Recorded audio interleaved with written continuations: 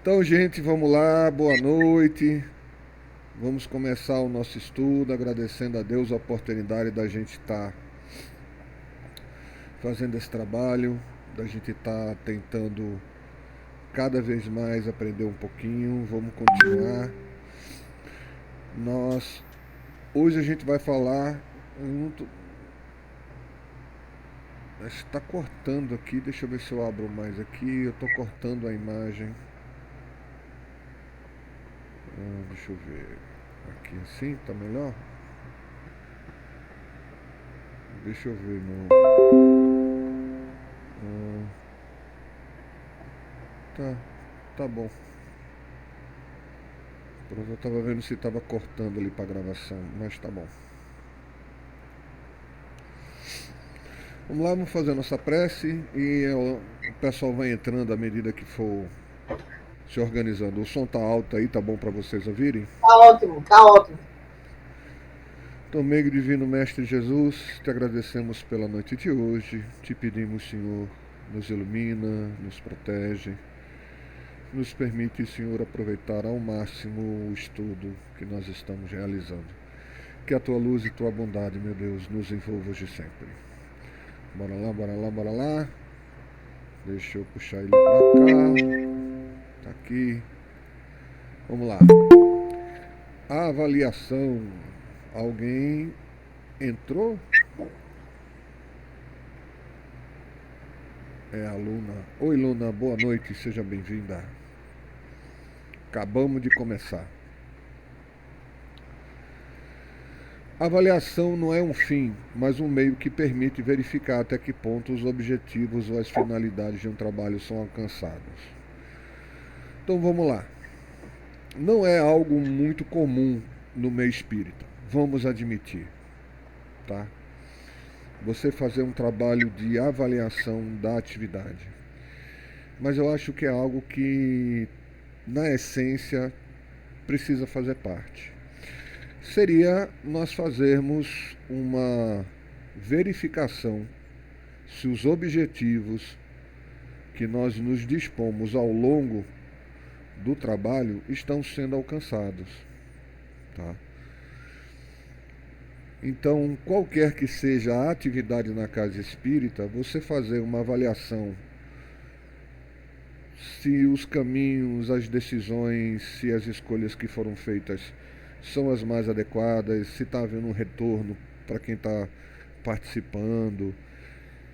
No sentido geral, na instituição, na casa espírita, é valioso. Falando particularmente da mediúnica, é fundamental. Ah, Chico, mas a reunião mediúnica, o fundamento dela é ajudar os espíritos. Estamos conseguindo? Os médiuns estão trabalhando direitinho? Os dialogadores estão, é, estão passando alguma coisa? É, os dialogadores estão passando o conteúdo direitinho, estão conseguindo administrar, né, o trabalho está sendo bem organizado, né, nós estamos conseguindo ajudar realmente os espíritos que estão chegando, qual é a qualidade das comunicações. Todos esses pequenos detalhes a gente pode ir percebendo em grupo e fazendo uma análise. Porque o objetivo da reunião não é somente ajudar os espíritos, é ajudar o médium a evoluir, é amadurecer as pessoas, é ajudar-nos a refletir sobre o conteúdo daquilo que a gente está fazendo. Porque imagina, a gente passar 20, 30 anos dentro de uma reunião mediúnica, e quando chega no plano espiritual a gente descobre que todo dia a gente ouvia do plano espiritual a respeito da vida, a situação em que os espíritos se encontravam é, depois de ter vivenciado a sua vida cotidiana sofrendo no plano espiritual, e a gente não mudou uma vírgula da nossa. A gente não está assistindo novela, não é dorama, que agora essas novelas coreana que está aparecendo na televisão. É a realidade. Eu não de... Eu falei dorama, outra de pitaco aqui do lado. É a realidade. é a realidade do cotidiano. Então é interessante a gente fazer essa análise, né, do que nós estamos fazendo, de como nós estamos participando, se está sendo bom, se você está sentindo progresso pessoal, né, se você está melhorando. Porque não é pelo fato, por exemplo, de você encerrar a parte de formação mediúnica e entrar numa reunião mediúnica que pronto, aí ó, agora eu não preciso mais saber, a partir de agora eu sou uma pessoa, já estou na reunião mediúnica, agora não preciso mais estudar, não. Aí começou. Aí é o princípio. Porque na prática, no trabalho cotidiano, é que a gente vai descobrindo os nuances, é que a gente vai amadurecendo, a gente vai percebendo as mudanças, a gente vai vendo como as alterações que a gente vai fazendo na nossa vida para melhor afetam o nosso cotidiano, afetam a nossa forma de lidar com a vida, de lidar com as pessoas. Nos faz pessoas melhores? Faz com que a gente pare e medite sobre isso? Se a gente não consegue tirar proveito, então tem alguma coisa errada. A gente tem que reavaliar aquilo que a gente está fazendo. Diga, Divânia. A importância de verdade desse momento, né, desse diálogo, né, entre todos os participantes da reunião é muito importante, até mesmo para a interação, né, entre nós trabalhadores, né? Como é que foi para cada um, como é que está sendo essa troca, né, de experiências, porque a gente precisa interagir um com o outro, né? Uhum. Outro ponto que eu percebo aí, por uma experiência prática, é a preventiva, né, de questões acumuladas, situações não ditas, não faladas, dialogadas, trocadas com os amigos do trabalho, vão se acumulando, né? Aí é muito importante a gente se colocar, como se sentiu, a dificuldade que a gente está passando. Ah, melhorei nisso, não melhorei nisso, né? Hoje tal momento foi difícil para mim.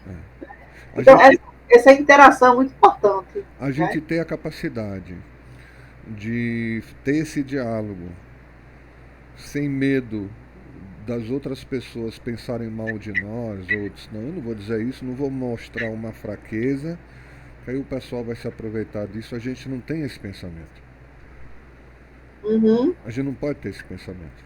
É uma das coisas que eu mais brigo. Inclusive eu costumo mostrar minhas fraquezas ao grupo, para o grupo não ficar com a ideia de que porque eu estou coordenando o estudo, eu sou alguém que não tem problemas, que não roda a baiana de vez em quando, que não faz cara feia, que não tem problemas, que não fica triste.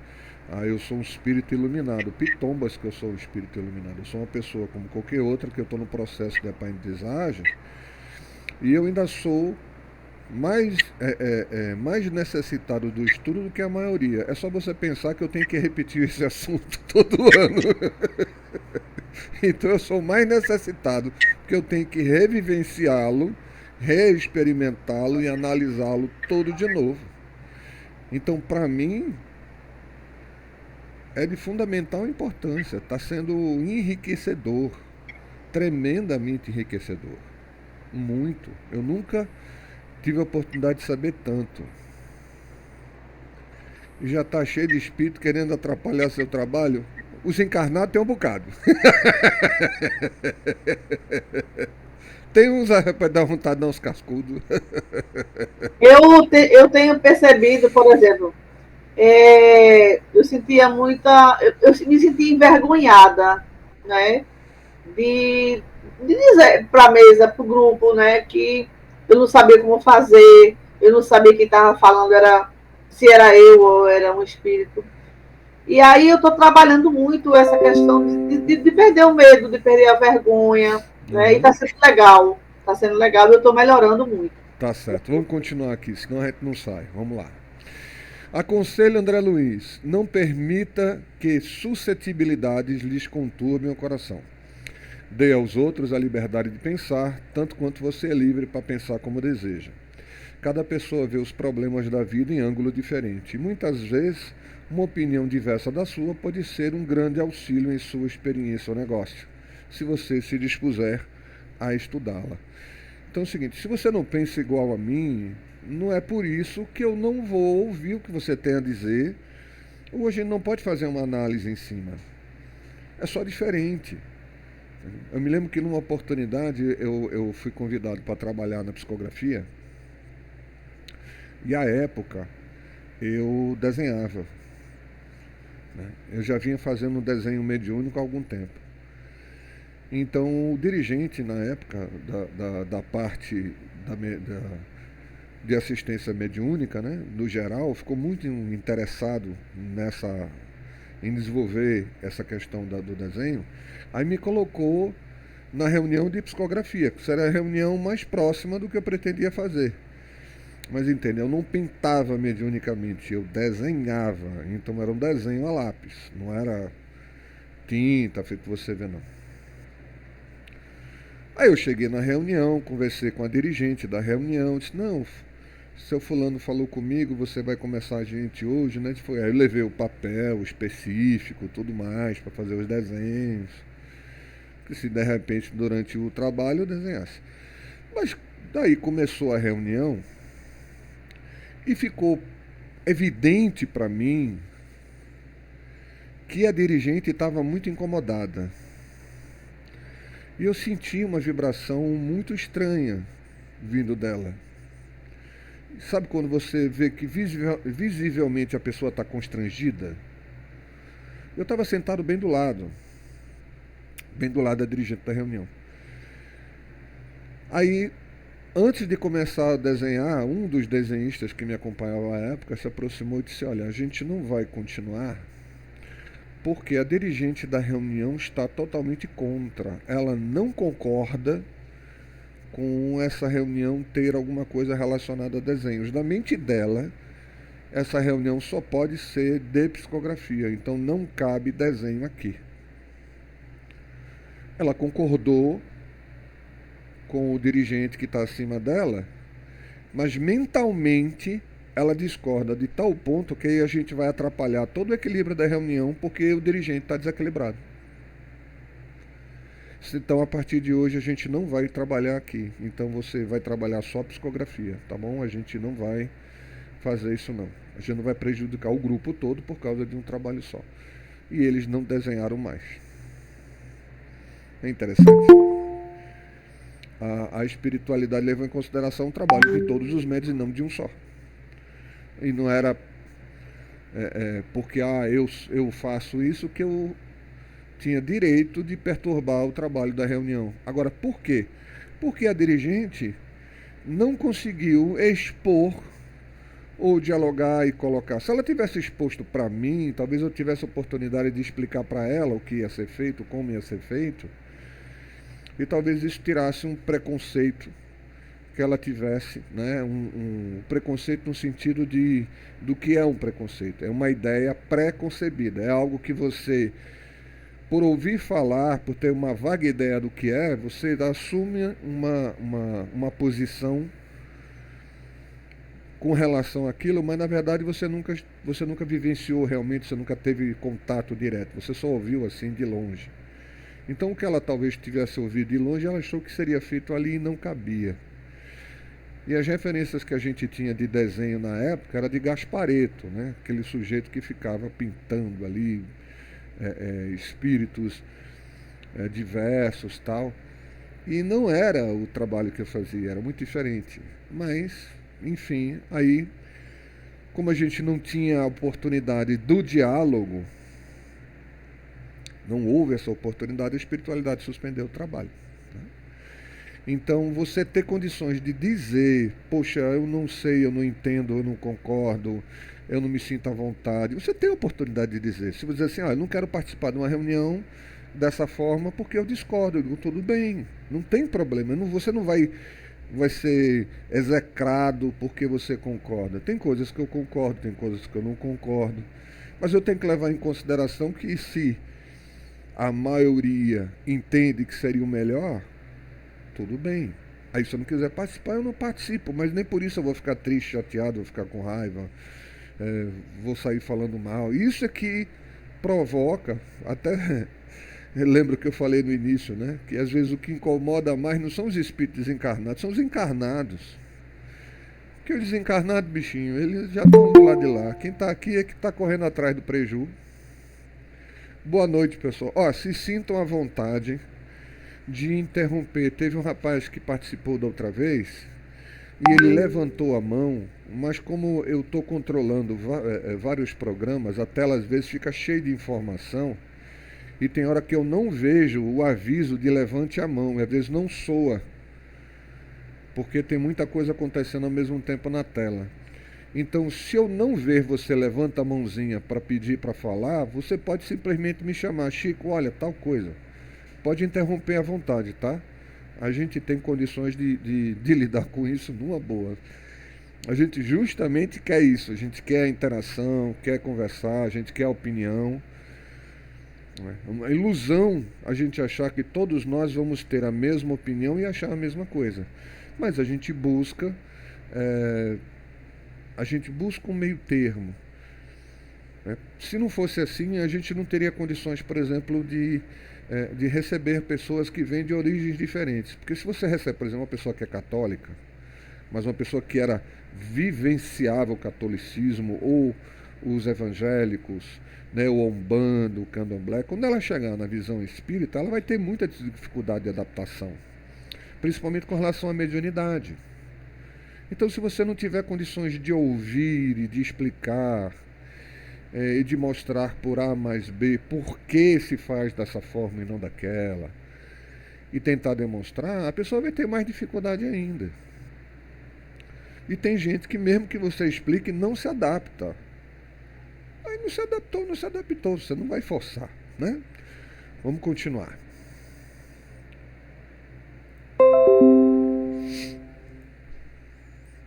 Fins e benefícios da avaliação.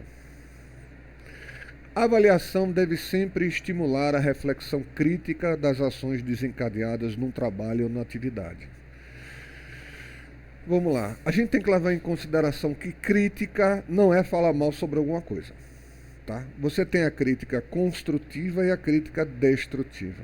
A gente se acostumou a ouvir críticas destrutivas, principalmente hoje em dia, onde você só escuta o pessoal descendo o malho no outro, colocando o seu ponto de vista, que o outro é burro, que o outro é ignorante, que o outro é desequilibrado, que isso, que aquilo. Esse tipo de atitude não ajuda ninguém, é estúpida, não ajuda ninguém. E, na verdade, quem faz esse tipo de coisa, infelizmente, está atrás de autopromoção. Ele não está atrás de consenso, ele não está procurando mostrar a verdade, ele está fazendo um show pessoal. Então isso vale para a maioria das pessoas que fazem esse tipo de coisa, simplesmente malhando o outro e falando mal isso ou daquilo. Só mostra o quanto de ignorância, preconceito ou cara de pau, às vezes, a gente assume para fazer as coisas. Na casa espírita, a gente não precisa, não deve ter esse tipo de atitude. Então, se a gente está num grupo mediúnico avaliando as atividades mediúnicas, você tem que levar em consideração que quando vamos fazer uma avaliação, né, uma reflexão crítica sobre o que está acontecendo, ela é somente isso, uma reflexão. Porque se o dirigente ou o dialogador ele não tiver condições de expor o que ele está vendo e perguntar, como é que o médium vai evoluir? Como é que o médium vai entender o que ele quer falar? Porque a gente tem que compreender, eu bato muito nessa tecla, que cada médium é uma mediunidade diferente. Sua sensibilidade é única e você não é igual a mais ninguém. Acabou, ponto.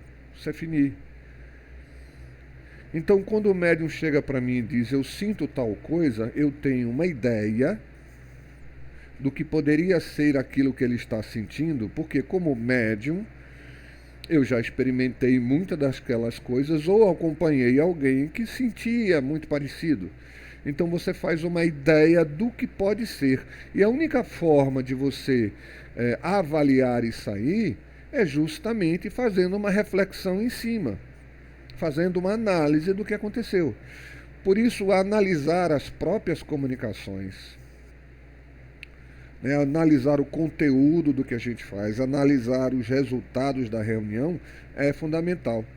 É por isso que tem gente hoje em dia que diz assim: a reunião mediúnica na casa espírita está ultrapassada, a gente precisa de coisa nova, a gente precisa renovar o espiritismo. Essa pessoa está falando porque ela frequenta, participa, mas não entende, não conhece direito.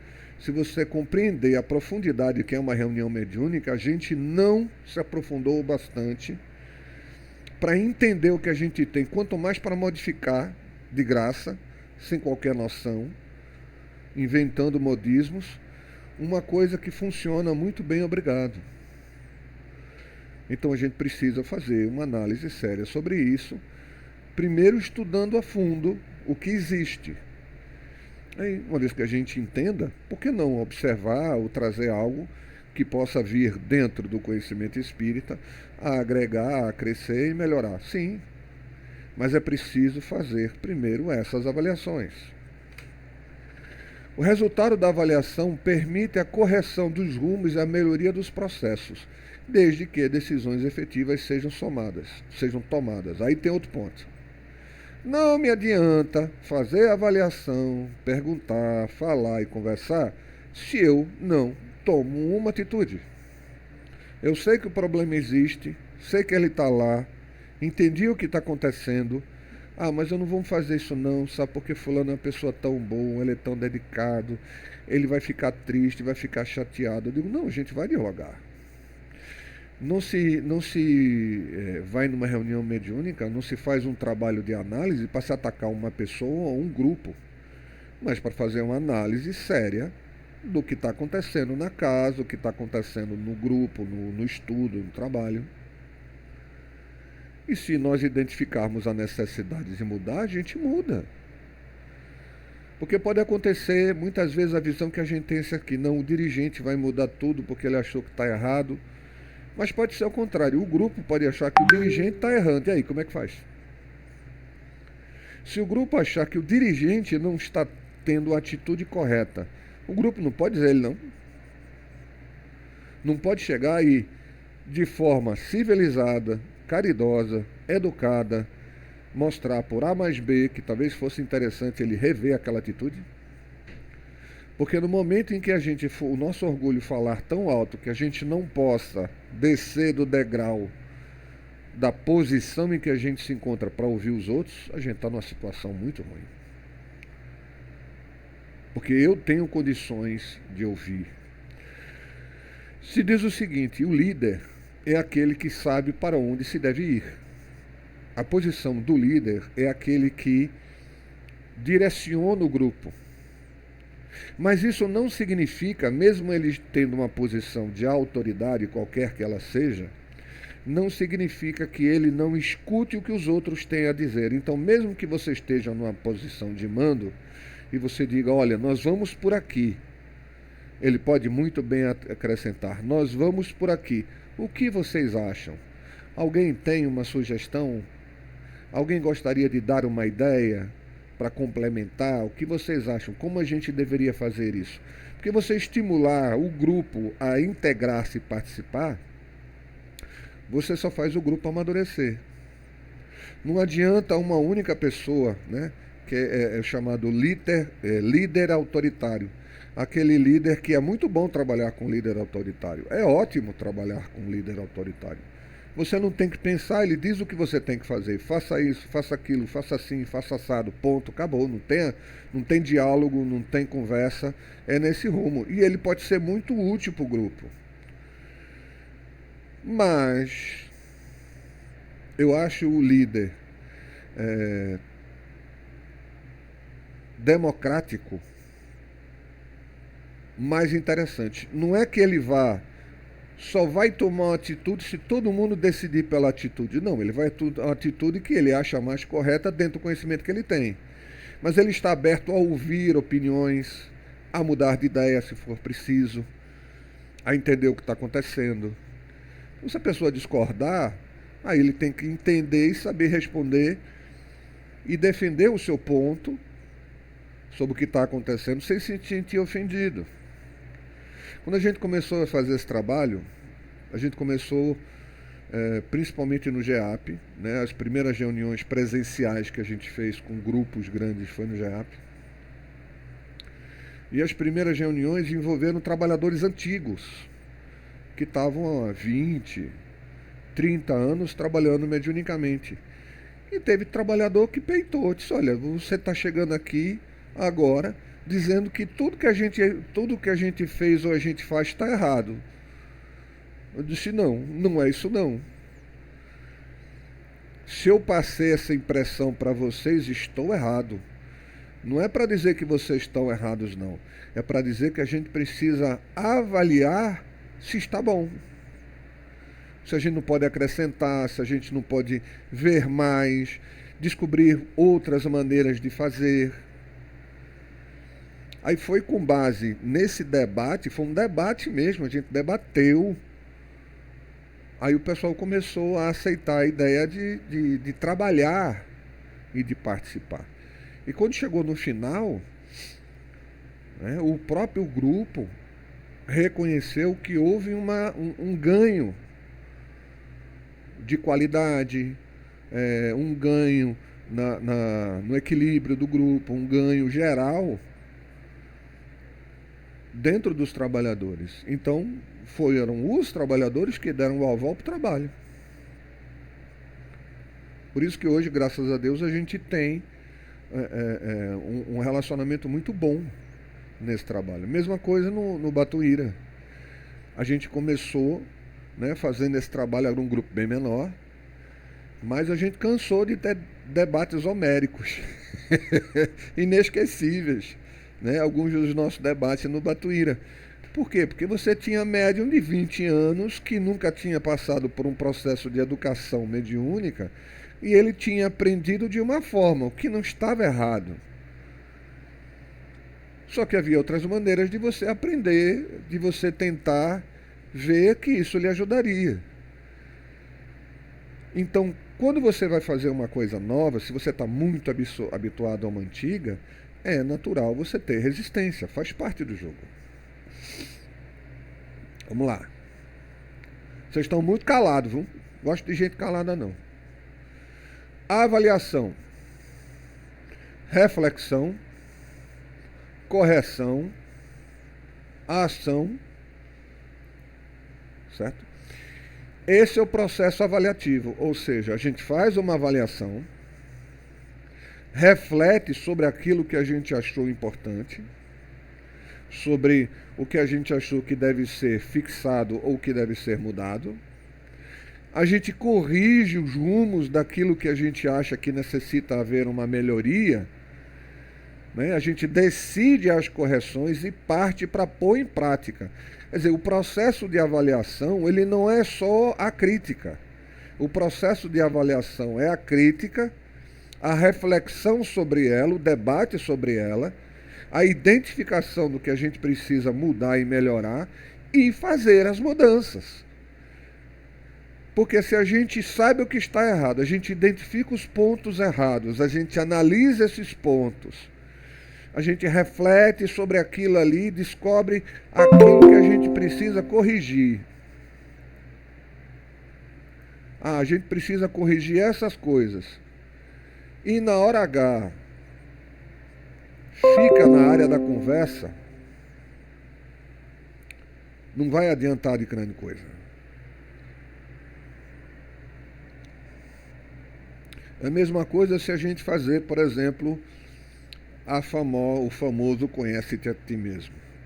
Se nós fizermos uma autoavaliação e a gente identificar que nós precisamos melhorar determinados comportamentos na nossa vida, nós podemos chegar nessa reflexão, mas a gente tem que identificar quais correções precisam ser feitas. Um exemplo. Digamos que eu avalie que eu tenho dificuldade de pôr em prática,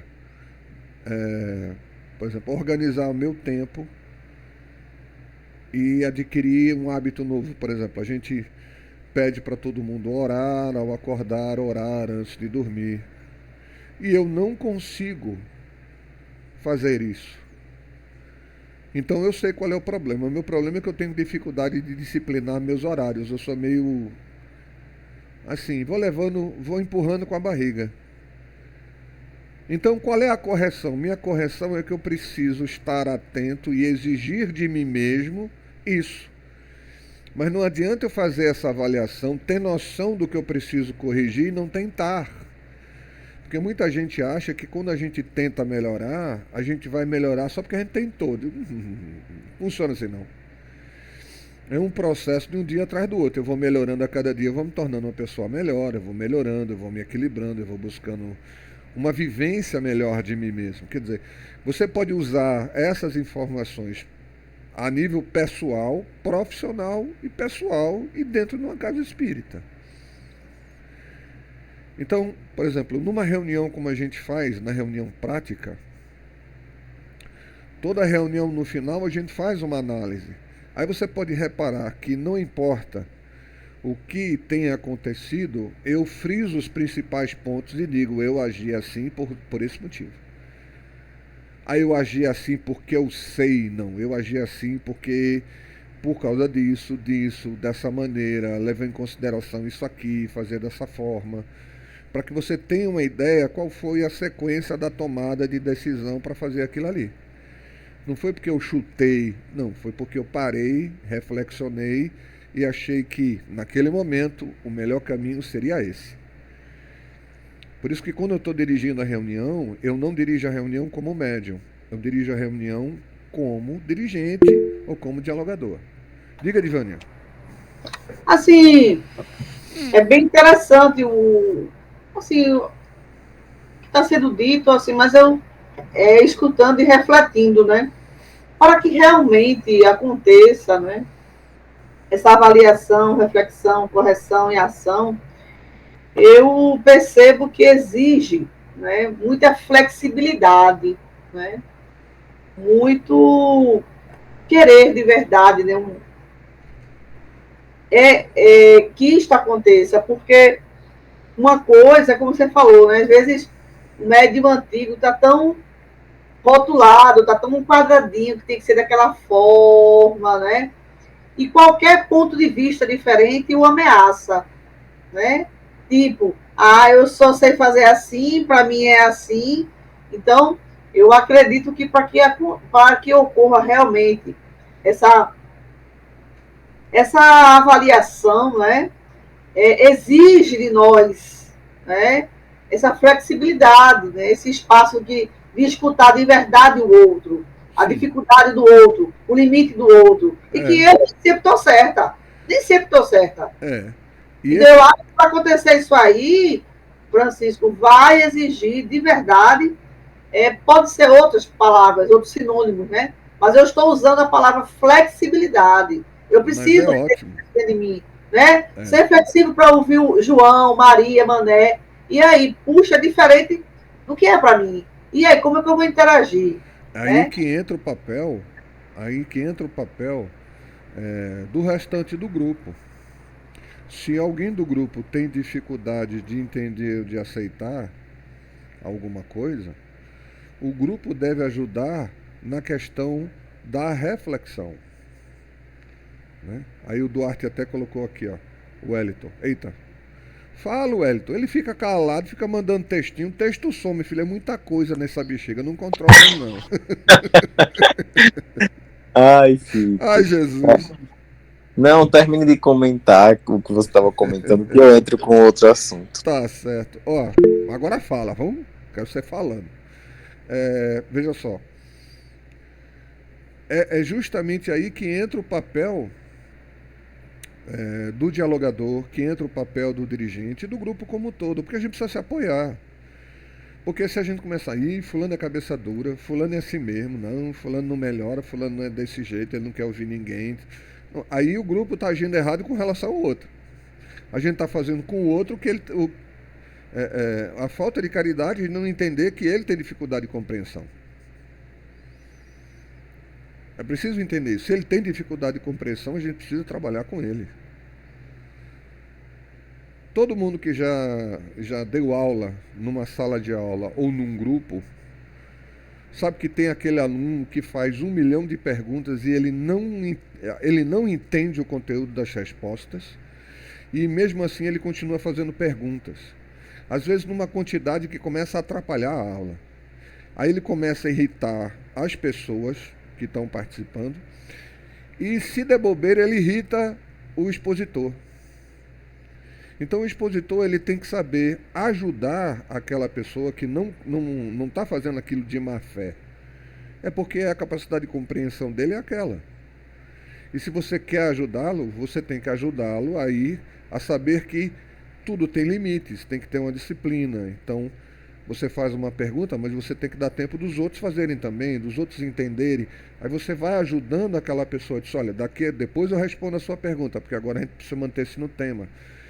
Você vai esclarecendo e orientando e vai levando aquela pessoa a isso. É muito comum acontecer essas ações da dificuldade de mudanças de atitude, principalmente quando não existe a filosofia, veja só. E essa filosofia é espírita, é uma das coisas que é basicamente espírita. Você está sempre aprendendo, se aperfeiçoando e estudando. Isso é a essência do espiritismo.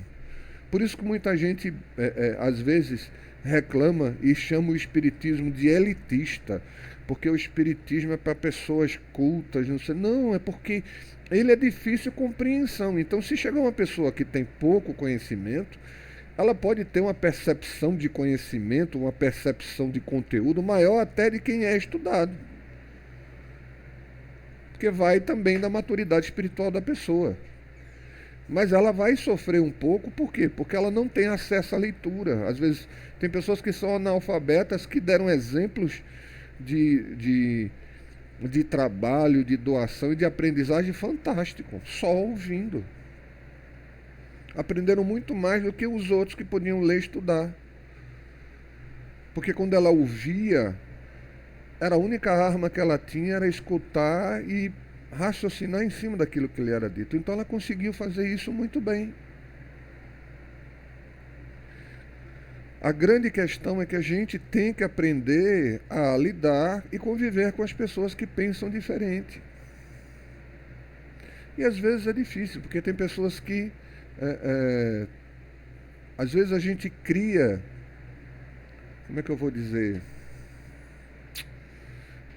A gente cria uma ideia preconcebida sobre a pessoa, entendeu? Então, quando a pessoa abre a boca, você já não quer mais ouvir o que ela tem a dizer. Isso é horrível.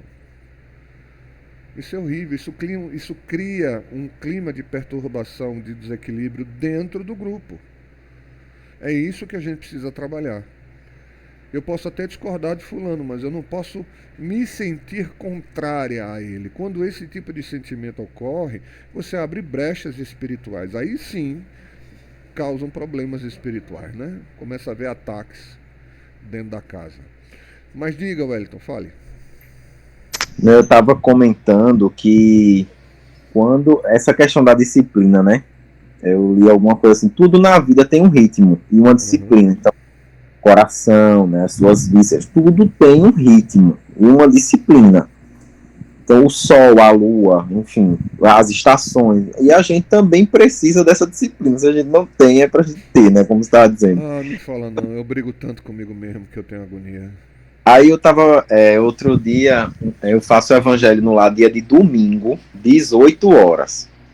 Porque eu já imagino, não, no outro dia eu trabalho, então não tem nada que me impeça no domingo de fazer o evangelho no ar 18 horas. Mas sempre tem algum amigo, alguma coisa assim, o Wellington, vai ter não sei o que, vamos comigo. Aí um belo domingo, um amigo disse, Wellington, vamos ali, porque eu não queria ir só, não sei o que, tá, vamos. Aí uma festa, aí eu disse, tá, vamos, não sei o que. Aí eu disse, não, vou fazer antes. Mas olha, deu tudo errado nessa noite, nessa festa.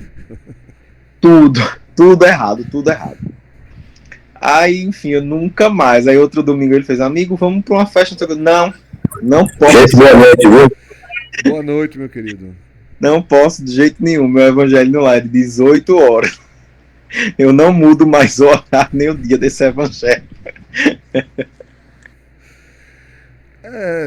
Acontece, né? Acontece, são circunstâncias que às vezes acontecem. Né? Aprender a ter disciplina é um negócio complicado. Fala, Edivânia. Mas, assim, complementando aí, Wellington, né, assim, nosso diálogo, aí, o grupo, né, é, eu aprendi algo muito importante sobre disciplina, né, é, na área da psicologia, lendo um pouco, né, o porquê é tão difícil, às vezes, para a gente manter a disciplina. E, resumindo, eu aprendi algo que eu aplico na minha vida e tem funcionado, né, é que nós aprendemos, né, foi passado para a gente que disciplina é como se fosse prestar continência ou algo obrigatório, algo que você não tem que querer, algo é uma imposição, né? Você tem que fazer. E quando a gente começa a perceber que a disciplina é algo bom, algo necessário, algo que vai me dar um norte, ela é minha amiga, né? É gostoso, muda toda a sensação, muda toda a forma de enxergar a disciplina. Uma das coisas que eu aprendi foi isso, né? Que a disciplina é minha amiga, né? Ela não é minha inimiga, o que é necessário, Ah, porque é sabe, muito difícil realmente manter. sabe uma coisa interessante? Eu sou militar aposentado, né? Aliás, militar da reserva. Aposentado é depois dos 60 e pouco, mas eu estou na reserva. E eu achei interessante que depois de uns 20 anos, mais ou menos, uns 15 anos de farda, eu tive a oportunidade de trabalhar com um oficial, muito jovem ele, muito mais jovem que eu, né? Eu já era bem mais experiente do que ele, né? E acostumado à disciplina da vida militar. Mas ele introduziu um pensamento que até então não era comum para aquele grupo que eu participava ali, para a gente ali dentro. E era uma coisa interessante, por exemplo, muitas vezes quando você era designado para fazer uma determinada tarefa que assim estava um pouco fora das suas atribuições, né, que você considerava aquilo, poxa, eu tenho que fazer isso também, eu já tenho tanta coisa para fazer, e às vezes você recebia uma orientação, não, você tem que fazer isso. Então existia uma ideia de que, poxa, e o que é que eu ganho com isso? Mesmo que não fosse um ganho direto, né, mas haver algum tipo de compensação, uma folga, alguma coisa nesse sentido. E ele começou a trazer uma mentalidade, né, que eu achei fantástica, e que ele diz assim, olha, vocês não podem pensar que porque vocês receberam uma tarefa a mais ou uma coisa específica que vai dar mais trabalho,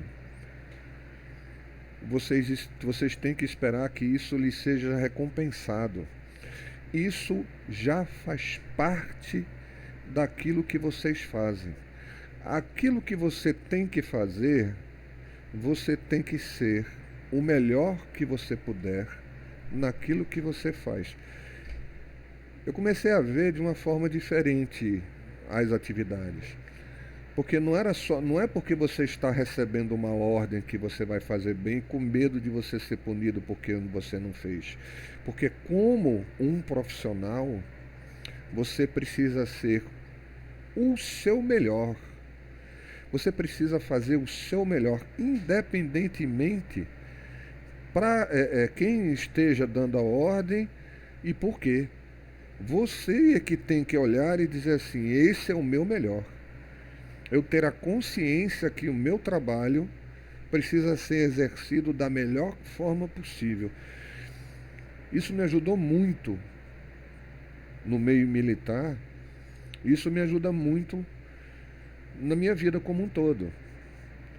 E uma outra coisa que eu aprendi quanto à questão da disciplina, isso foi com Emmanuel, que eu gosto muito também. É o seguinte, se você vai ter que fazer alguma coisa, E você, quando você vai fazer, você começa a dizer assim, mas rapaz, eu vou fazer isso de novo. Lá vou eu para reunião mediúnica, eu tenho que fazer uma atividade. Aliás, minto, perdão. Se eu não me engano, foi um exemplo de Divaldo, que uma senhora chegou para ele que fazia trabalho de caridade, de doação de feiras, não sei o quê, e ela estava assim, arrasada, cansada, sobrecarregada. Divaldo fez: pare. Porque você está fazendo uma coisa contra a sua vontade, você vai estar fazendo uma coisa de má vontade. Pare, descanse e ache algo que você queira fazer. Não adianta fazer algo que você está fazendo e não está se sentindo bem com aquilo.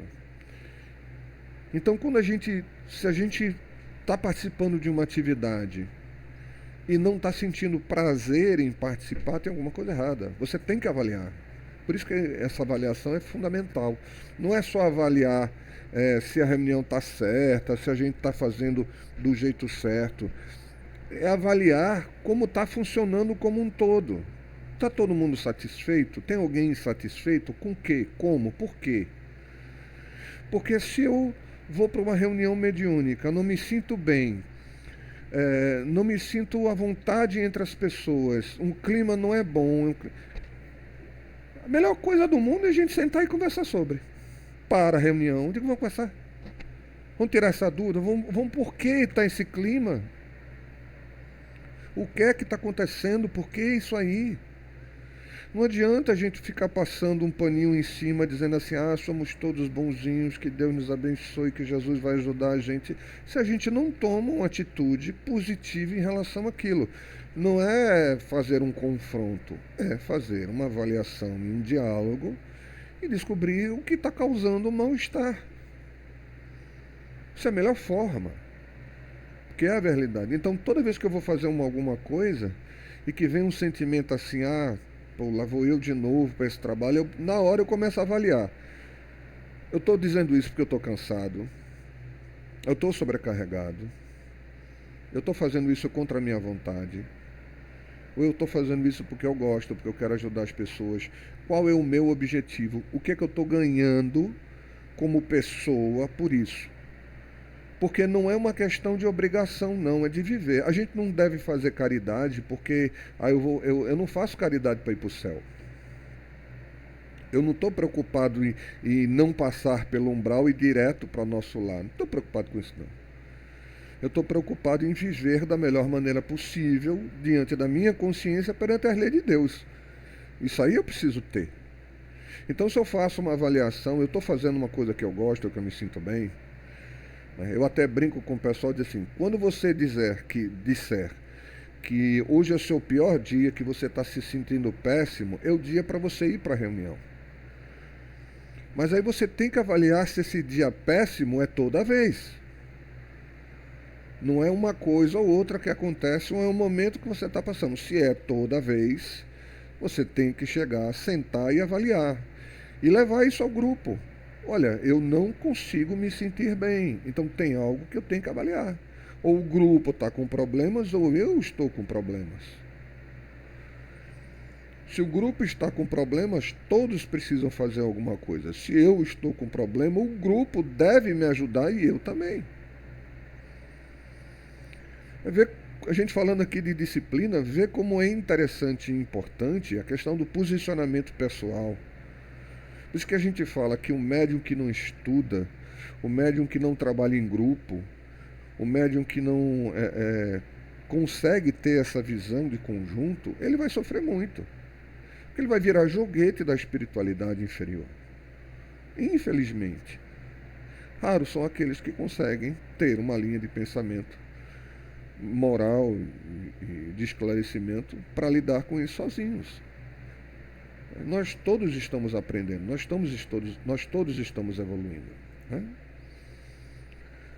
Vamos lá, deixa eu continuar aqui. Então, os níveis de avaliação mediúnica é o trabalhador, ou seja, avaliar os trabalhadores, o médium, se está tudo bem, se o dialogador está bem, né? Avaliar o dirigente precisa se autoavaliar e o grupo precisa avaliar o dirigente. Se o grupo está insatisfeito com a pessoa, deve sentar e conversar com ela. O que a gente não pode fazer é dizer assim, olha, eu não gosto de quando o Chico fica fazendo tal coisa. Toda vez que ele faz, eu fico chateado. Diga que você fica chateado. Porque a gente tem que entender por que você fica chateado e se não é um motivo válido.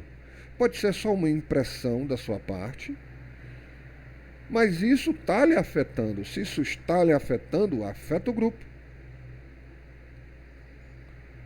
Né? Por isso que eu digo sempre, fale, eu não estou me sentindo bem, eu não gostei, eu não me senti assim. Então diga por quê.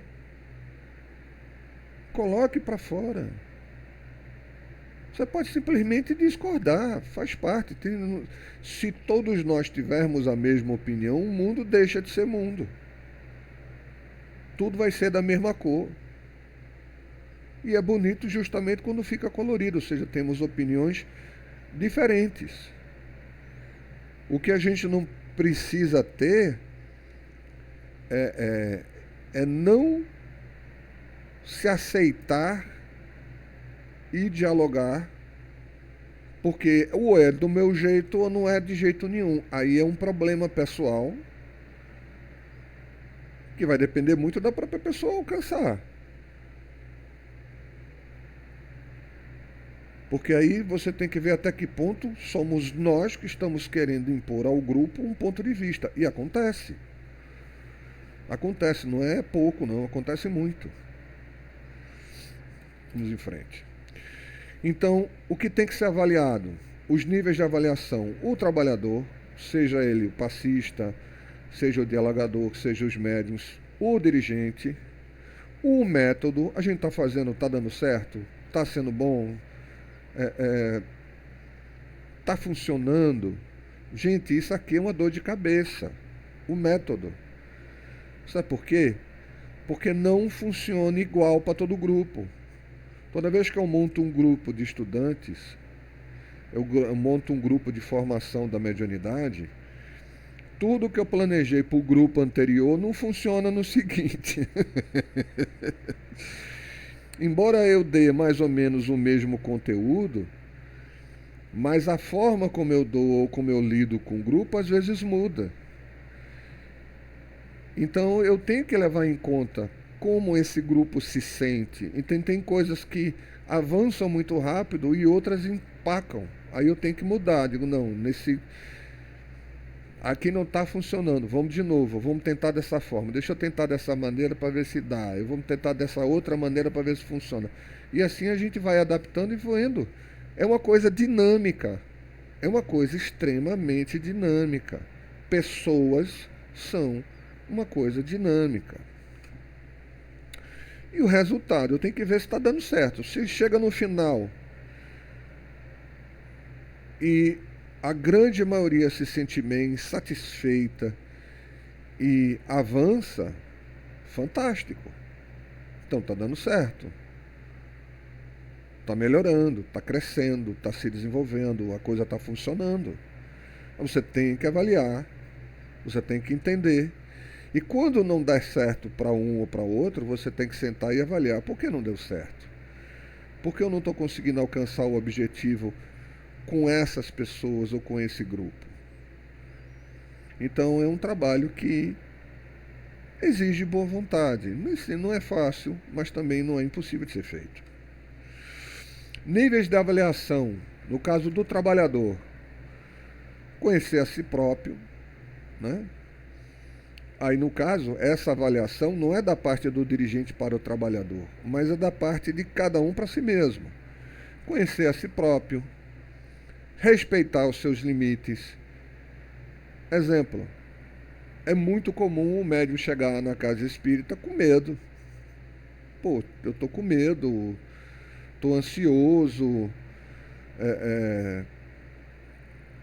não consigo relaxar no trabalho. Tá, não tem problema. Acontece.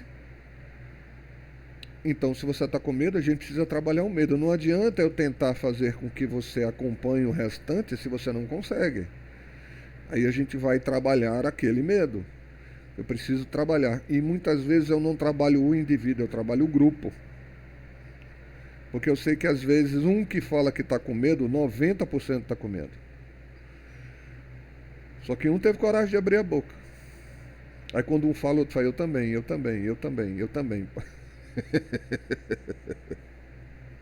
Aí eu digo, tá, já entendi. Vamos trabalhar isso aí. Eita, peraí, eu fechei aqui que não era. Gente, eu perdi aqui. Eu perdi aqui o tempo, tá? Faltava 15 minutos para acabar. Eu não sei quanto tempo aqui desapareceu da minha tela. Falta 2 para acabar, Chico. 2. Vocês Falta querem 2. voltar? Ou a Eu gente... quero. Querem voltar? Vamos voltar. Se cair, eu coloco de novo o link, ok? Ok. Então deixa rolando. Quando cair, eu entro de novo e jogo lá o link. Então, níveis da avaliação mediúnica. Respeitar os seus limites, conhecer a sua mediunidade. Só dá para fazer isso se você estudar. Só dá para fazer isso se você analisar, experimentar, descobrir como é que funciona. Entendeu? E isso pode ser à custa do medo. Você vai ter que ir abandonando o medo e à medida que você vai conhecendo, o medo vai desaparecendo. Porque você entendeu os seus limites, você vai fazendo o que você pode, vai ganhando, vai aprendendo que, poxa, nesse grupo de pessoas eu posso dizer, não estou à vontade, eu posso dizer, não estou me sentindo bem, e o pessoal não vai me julgar, eu não vou ser censurado porque eu estou falando que não estou bem. Isso é fundamental. Se todo grupo pensa dessa forma, a partir do momento que eu digo eu não estou num bom momento, o grupo vai dizer, preciso ajudá-lo, preciso orar por ele, talvez eu possa conversar com ele em particular, ver o que eu posso ajudar. Quando a gente desperta esse lado do melhor, eu quero ajudar, e não, poxa, fulano ainda está assim, rapaz, esse caba não tem jeito, aí esse tipo de atitude é que não resolve. Piora a situação. Reunião mediúnica e qualquer grupo humano vai ser um ser coletivo. Quando a gente consegue fazer com que a coisa se desenvolva dessa forma, cara, é maravilhoso. Você consegue fazer coisas maravilhosas quando o grupo está harmonioso, quando o grupo está fluindo perfeitamente. Você, numa reunião mediúnica com pessoas com pensamentos contrários, a reunião não funciona. Já vi reunião mediúnica não acontecer. Assim, não funcionou, vai cair a qualquer momento. A reunião mediúnica simplesmente não funcionou. Nenhuma comunicação aconteceu. Por quê? Porque as pessoas do grupo tinham pensamentos discordantes. Né? E acabou. Vai cair. Eu acho que a gente já tem o grosso. Pode falar, meu querido. Não, Chico, eu ia te perguntar se essa live vai ficar gravada, ou a gente pode acessar, porque esses ensinamentos são ensinamentos que a gente pode utilizar até no mundo corporativo, entendeu? São ensinamentos que a gente pode utilizar no dia a dia, na nossa vida profissional. Entendi. Na nossa vida pessoal, você entendeu, né? Entendi. Nós que estamos fazendo parte muito junto de algumas atividades. Posicionamento.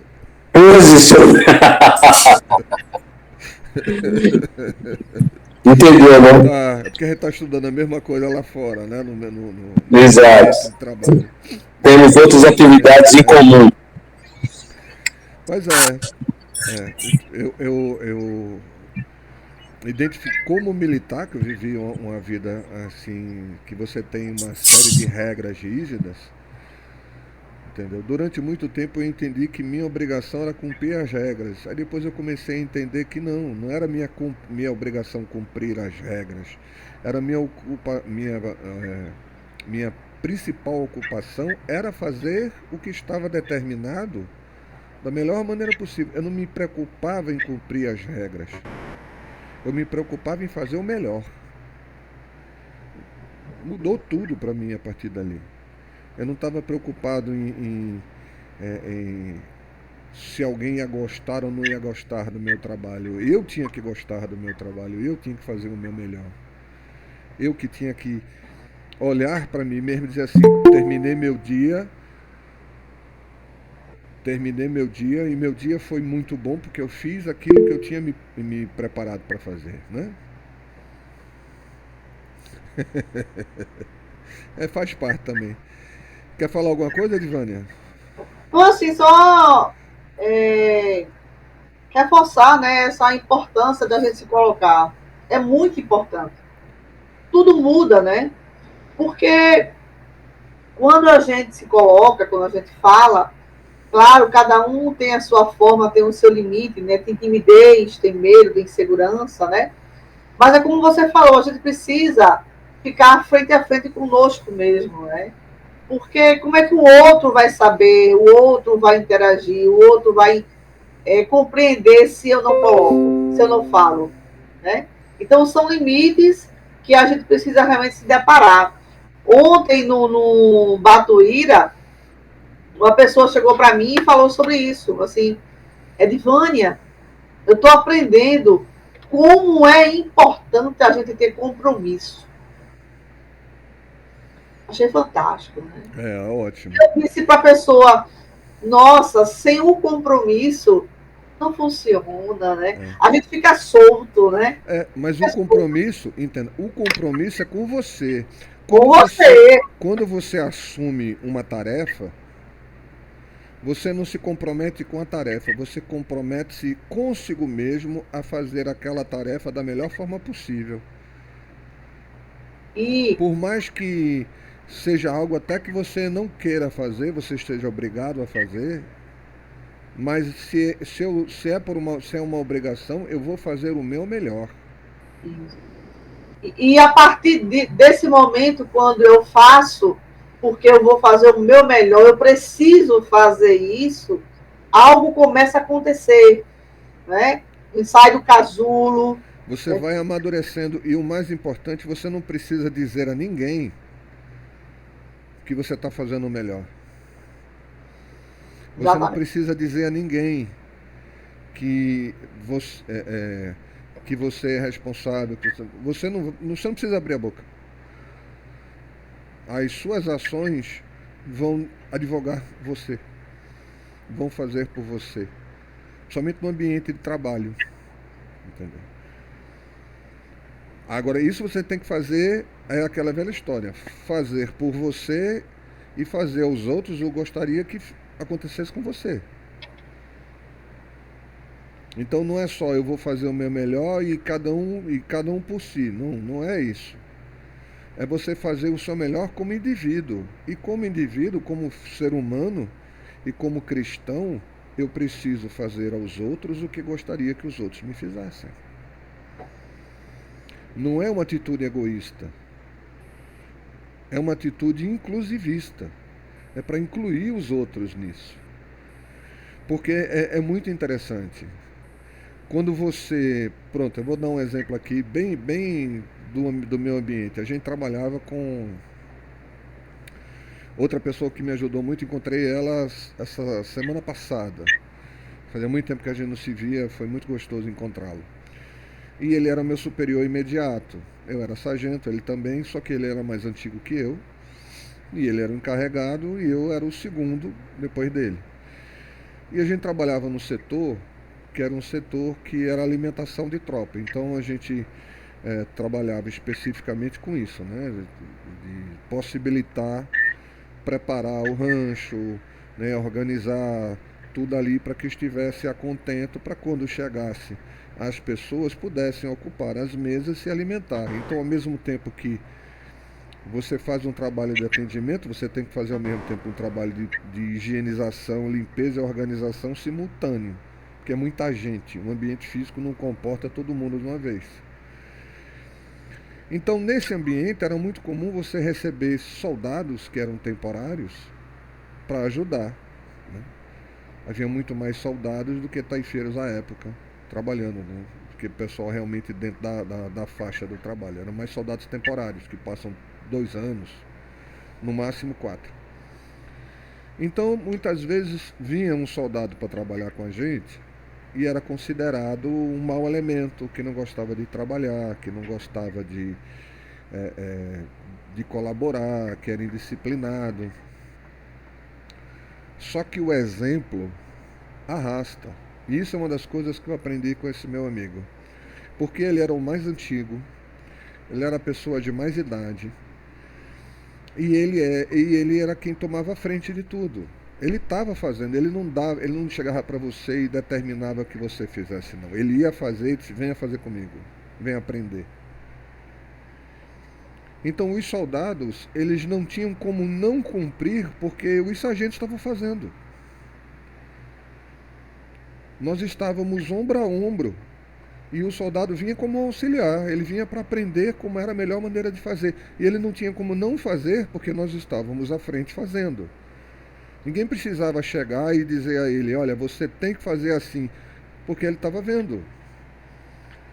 Isso foi uma coisa tão interessante à época que muitos soldados que chegaram para a gente como maus elementos saíram excelentes profissionais. Se tornaram bons profissionais de dentro da área e acabaram se tornando bons militares. Porque eles começaram a se espelhar naquele que estava ali dentro, que era o mais antigo, que era para ser aquele que não era para estar tão fisicamente envolvido, era só para dar ordem, mas ele fazia questão de ser o exemplo de quem estava segurando o trabalho e fazendo. Isso fez um efeito na meninada que você não imagina. Então, muito soldado, quando foi transferido, chorou porque ia sair daquele ambiente que ele se sentia valorizado. De soldado chorar, né, por causa disso. Então, para mim, foi outra lição de vida muito bonita que eu aprendi. Se você tem que fazer alguma coisa, você tem que ser o máximo possível, você tem que exemplificar o máximo que você puder, por mais imperfeito que você seja. Mas você tem que tentar e mostrar: poxa, se a gente está tentando melhorar, eu também vou, eu tenho que ir lá na frente e melhorar. Eu tenho que fazer uma autocorrelação. Porque uma das coisas que eu coloco, que eu não gostava, às vezes no meio espírita, era que você não podia demonstrar que você não estava bem. Isso faz muito tempo. Mas assim, se você era um palestrante, você não podia entrar na fila do passe. Porque se você entrasse na fila do passe, você estava desequilibrado. Eu digo: mas eu estou desequilibrado, eu preciso de um passe. Não, mas e se a pessoa que está vendo você ali, o que é que ela vai achar? Ela vai achar que eu preciso de um passe. Ela não pode achar que eu sou um ser supremo, superior, e que eu não tenho calo, que eu não tenho dor de dente, né, que eu não tenho dor de barriga, não pego gripe, que eu não tenho dívida para pagar, que eu não brigo com a mulher, que eu não tenho dificuldade de criar filho, que eu não tenho dificuldade de viver uma vida que eu gostaria, mas nem sempre a gente consegue ter o conforto que quer. Isso faz parte de viver. Agora, apesar de tudo isso, você tem que tentar fazer o seu melhor. Esse é o exemplo que você tem que fazer.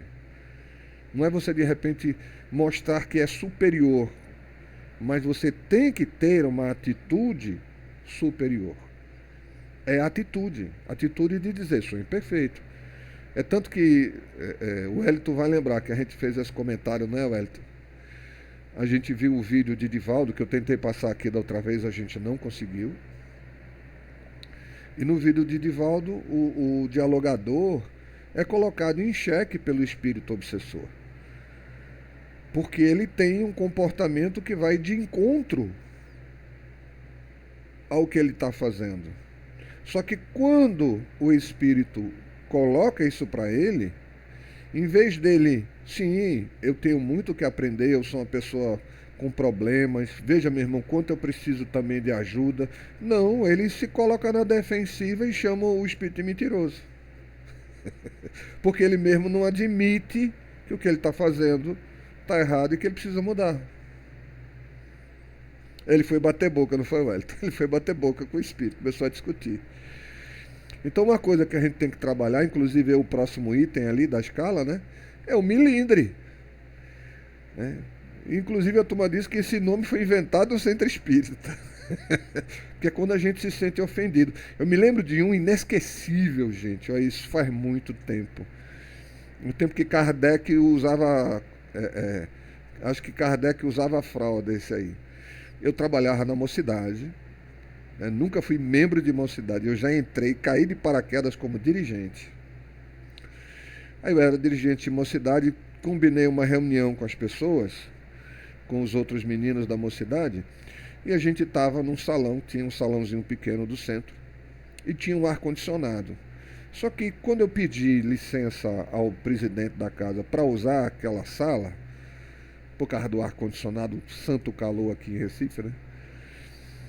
Aí ele diz assim, tudo bem, mas não deixe a porta aberta, porque senão a conta vai na lua, né? Tá certo. Aí que o pessoal entrou, que a gente está debatendo, eu vi que a porta, que o trinco não estava bom, tinha aberto. Aí eu me levantei e fui na direção da porta, que estava com a frestinha aberta, e fui olhando para trás e com a mão na porta. Não sabia eu que do outro lado da porta tinha uma senhora, que era uma trabalhadora da casa, e que começou a ouvir as vozes e veio dar uma brechadinha para ver o que a mocidade estava fazendo. Só que na hora que ela foi brechar, eu bati a porta na cara dela. Sem qualquer intenção. Não ri não, Wellington. O Wellington não presta. Foi sem qualquer intenção, eu juro. Aí eu só escutei aquele toque, toque, toque, toque na porta. Que eu abri, pois não. Olha isso, absurdo. Você bateu a porta na minha cara. Eu não estava espiando. Ela mesmo... ela mesmo entregou. Que ela foi ver quem era que estava ali. Ela ficou curiosa. Aí diga, foi justamente. Aí eu disse a ela, você não quer entrar? Quer Ela participar? era uma moça. Deixe ela, que ela também era moça. Quer participar? Fica à vontade. Não, você bateu a porta na minha cara de meu amor, eu não vi você estava na porta. É porque o presidente pediu para não deixar a porta aberta. Quando eu vi que o último que passou não bateu a porta, o trinco abriu. Aí a porta ficou com abertura e ele pediu para a gente não deixar a abertura por causa do ar-condicionado. Aí ela saiu batendo o pé, com a cara fechada para mim. Eu ri muito da situação, mas me lembrou... Essa cena é fantástica, né? Me lembrou mesmo a questão do milindre. Veio uma memória de mais de 20 anos. Veio agora à tona. Vamos continuar. Assim, Diga. às vezes algo tão simples, né? Uhum. Pequeno, algo nem pequeno nem grande, algo tão simples, mas por conta do milindre se torna algo bem maior, né?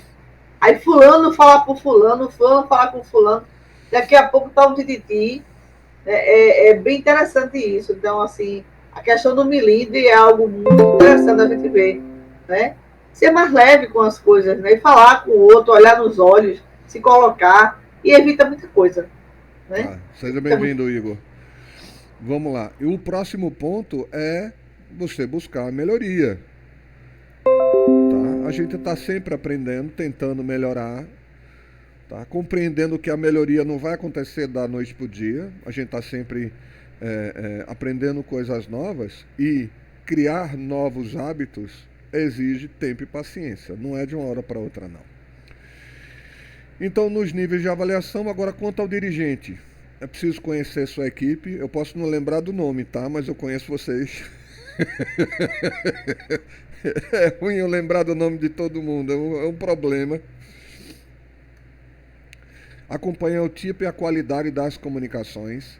É por isso que sempre que, principalmente agora na fase que a gente está, no grupo, né? A Divânia já passou por isso, mas o do pessoal do Batuíra, mas o pessoal do GEAP, alguns ainda estão passando.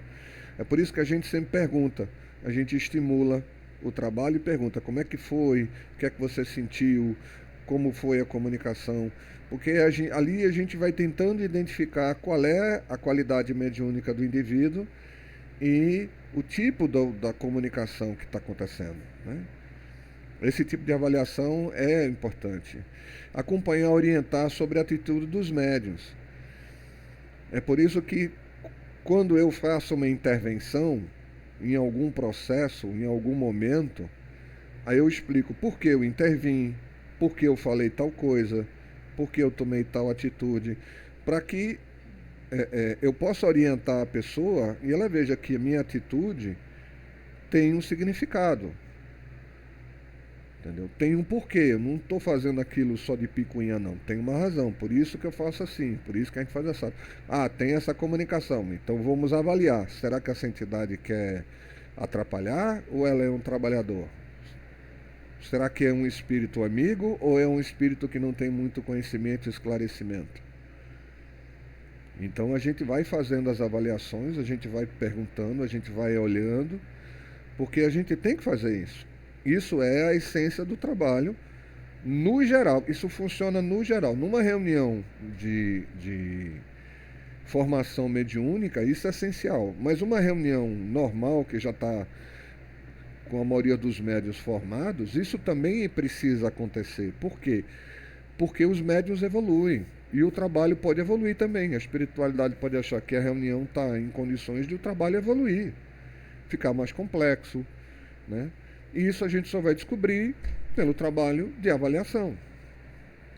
Acompanhar e orientar sobre a atitude dos esclarecedores. Não só os médiuns, mas os esclarecedores precisam ser orientados. Afinal de contas, beleza, vai lá, né? Por favor. Fazer inveja a vocês, vou comer yakisoba daqui a pouco. Minha menina vai buscar. Então o sujeito faz yakisoba aqui pertinho de casa. Fazer inveja. Então acompanhar e orientar a atitude dos esclarecedores. Porque, quer ou não, você só vai adquirir experiência ao longo do tempo. Você não nasce sabendo. Então a gente vai aprendendo, vai corrigindo as dificuldades que acontecerem. E o esclarecedor deve entender que, se ele não conseguir, não tem problema. Ele tem suporte. Alguém está ali do lado para orientá-lo. Mas ele precisa tentar. Ele não precisa ficar com medo. Se ele não conseguir, alguém vai ajudá-lo. Alguém está ali observando e vai dar o suporte e vai explicar para ele. Então ele está tranquilo. Eu posso tentar. Eu vou conseguir. Por quê? Porque alguém está do meu lado aqui, está ouvindo o que eu estou dizendo. Né? Alguém está me dando esse suporte. Isso é fundamental. E avaliar a satisfação do grupo, né? Se o grupo não está gostando do que você está fazendo, você tem que rever. Você tem que rever. Você tem que entender, está todo mundo bem? Está todo mundo se sentindo bem? O que é que vocês acham? Vocês estão gostando do trabalho? Às vezes eu sou até chato, de tanto que eu pergunto. Porque afinal de contas, eu estou dando aula sobre o curso e não fazer o básico do que a apostila pede, pelo amor de Deus. A coordenação, isso vai além agora, né? A coordenação, ela avalia os grupos. Então, a nossa irmã lá no GEAP, que ela trabalha coordenando os grupos, ela avalia todas as reuniões, não só uma. E eu também sou avaliado. O nosso trabalho de formação é avaliado. Eu me reporto o que eu estou fazendo, as atitudes que eu tomo, se eu mudar um procedimento, se eu achar que deveria fazer uma coisa ou outra, eu chego e falo, olha, eu vou fazer tal coisa, o que é que você acha? Você concorda? Eu vou buscar um feedback, porque vai ter sempre alguém que vai saber mais que você, ou que tem mais experiência e que vai te passar informação. Isso é ótimo, porque muitas vezes você precisa tomar uma atitude em relação a algo que está acontecendo, a um aluno que está com dificuldade, que está com problema, que está com processo obsessivo ou um processo de desequilíbrio pessoal, e você leva isso ao conhecimento do coordenador e pede orientação. Digo, olha, eu estou pensando em fazer tal coisa. Aí muitas vezes tem um feedback, eu posso dizer assim, não, vamos fazer dessa forma, não, vamos fazer daquela forma. Mas é muito comum a gente ter mais ou menos a mesma solução. É muito comum. Por quê? Porque o grupo já anda nesse trabalho já está muito afinizado. Então, mais ou menos eu já sei como fazer. Né? Fica mais fácil quando a gente se conhece. Avaliar a possibilidade de divulgação de comunicações. Isso aí é quanto a reunião mediúnica tem, por exemplo, uma reunião de psicofonia ou uma reunião de psicografia, que há uma comunicação que ela pode ser útil ao grupo ou às pessoas em geral. Então o grupo tem que fazer essa avaliação. Primeiro, o dirigente da reunião vai avaliar junto com os médios e em seguida ele vai levar a coordenação E ela vai avaliar e levar isso à presidência da casa. Eu disse, mas tem esse protocolo todo, Chico? É bom. Sabe por quê? Porque vão ser várias pessoas que vão avaliar. Quando é só a gente pode passar alguma coisa despercebido. A gente pode não ter entendido a profundidade daquilo. E tem que ser avaliado se é conveniente para o grupo, se é conveniente passar essa informação.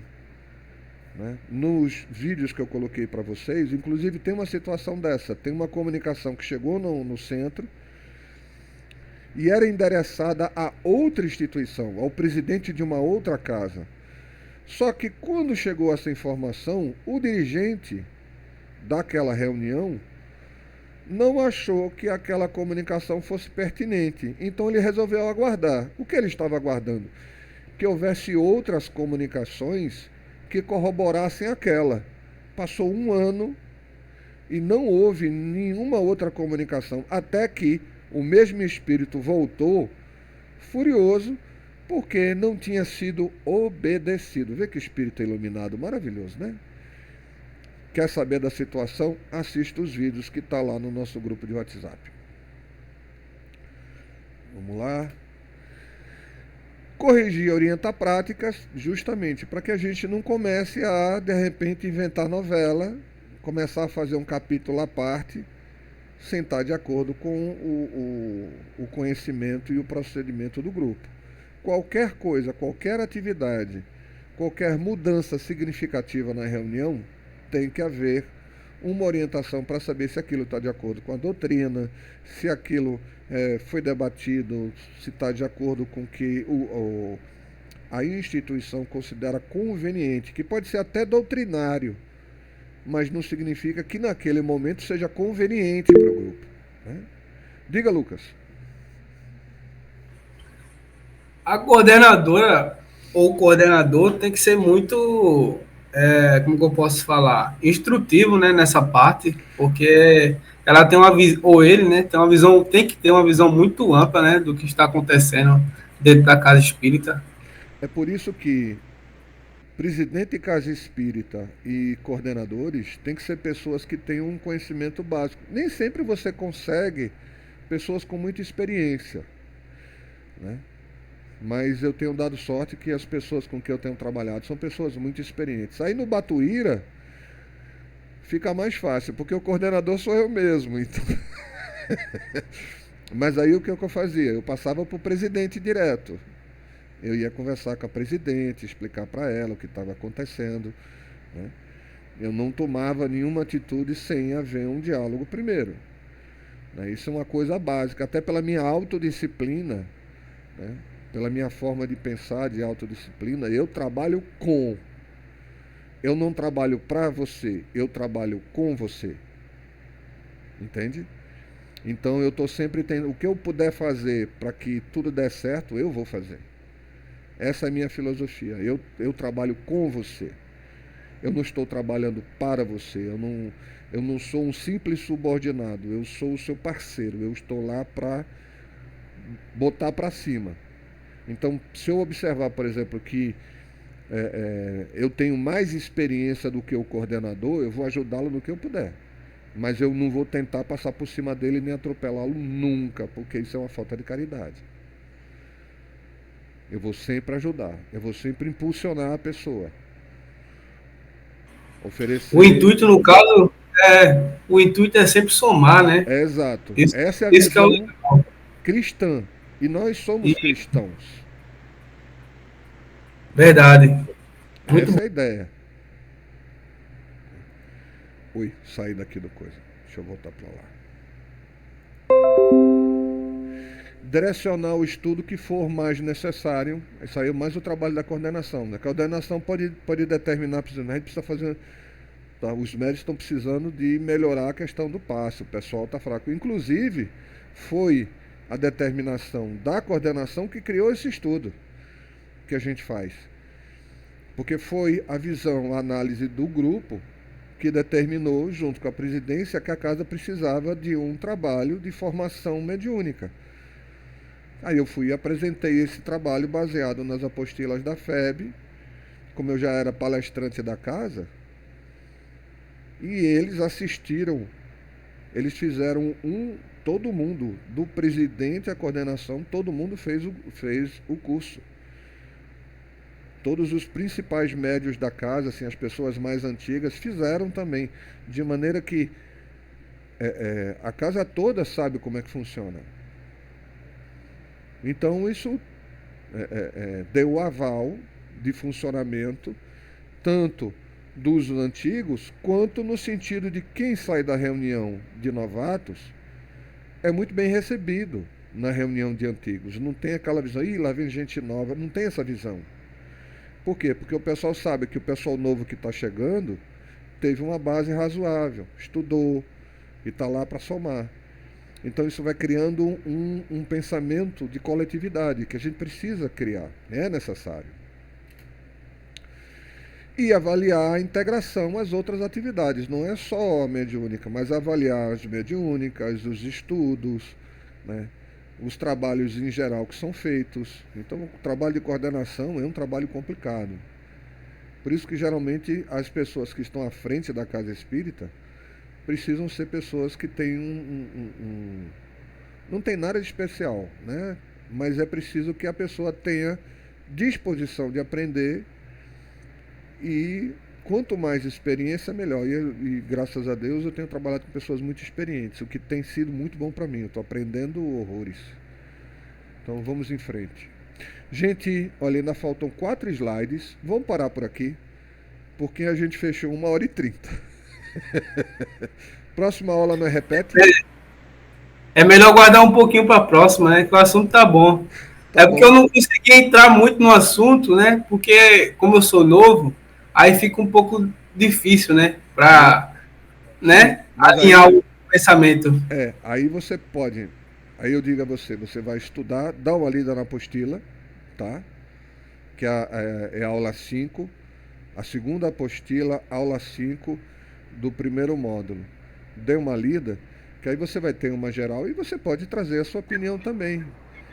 Porque é justamente quando a gente dá opinião, quando a gente coloca as nossas dúvidas, a gente discorda, concorda, é isso que vai fazer a gente ganhando experiência, amadurecendo.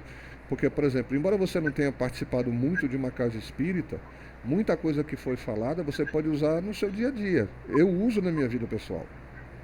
Eu tento usar esses conceitos que eu expus para vocês, eu tento trazer eles para o meu dia a dia. Não é mole não. Não é mole não, mas já diz o ditado: água mole em pedra dura, tanto bate até que fura. Um dia a gente aprende. Positivismo sempre, né? É isso aí. Francisco Leão, essa apostila está no site também, né? Tá. Mas eu coloco. Porque... Eu vou jogar lá de novo para vocês. Tá, joga lá. Tá bom. Tá? Porque mudou.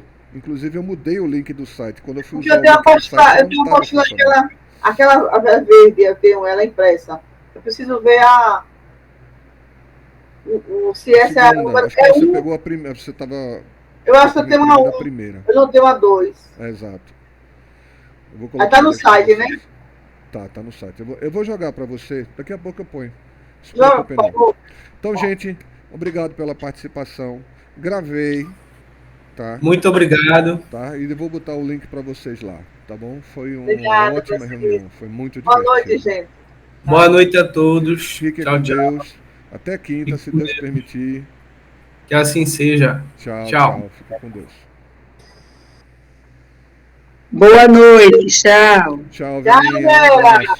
Tchau, tchau, abraço.